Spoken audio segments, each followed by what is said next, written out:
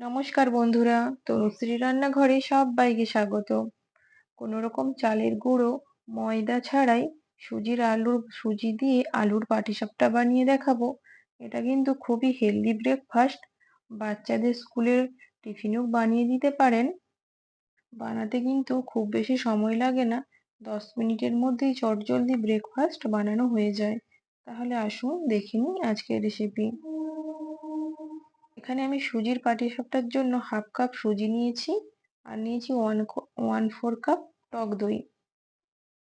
Mixing জারে দিয়ে দিলাম সুজি, টক দই আর দিলাম 1/2 কাপ জল। এটার একটা স্মুথ ব্যাটার বানিয়ে নেব।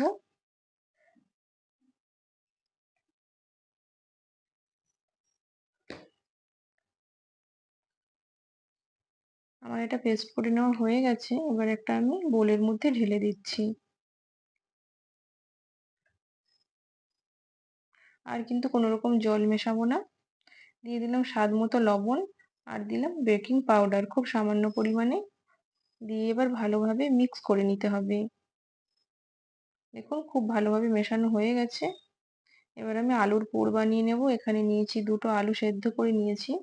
দিয়ে দিলাম স্বাদ মতো লবণ, ভাজা মশলা, কাঁচা লঙ্কা কুচি আর দিলাম টমেটো কেচাপ। ঝালটা নিজেদের প্রয়োজন মতো দেবেন। আলুটা আমার মাখানো হয়ে গেছে। এবার কড়াইয়ের মধ্যে সামান্য সাদা তেল দিলাম। তেলটা এবার ব্রাশ করিয়ে দিলাম।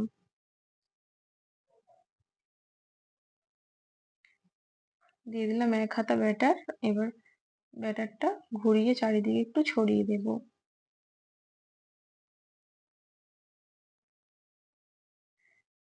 1 মিনিট ওটা লো আঁচে কুক করে নেওয়ার পর আলুর পুরটা দিয়ে এবার এটা আমি ফোল্ড করে নিচ্ছি।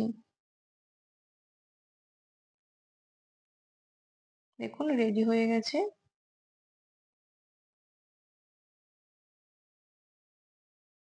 এইভাবে আমি বাকিগুলোও বানিয়ে নেব। বানানো কিন্তু খুবই ইজি আর টাইম কিন্তু একদমই লাগে না। দেখুন সবগুলো আমার বানানো হয়ে গেছে। আপনারা অবশ্যই একবার হলেও ট্রাই করবেন আর আমাকে জানাবেন কেমন লাগলো। আজকের মতো এখানেই, টাটা।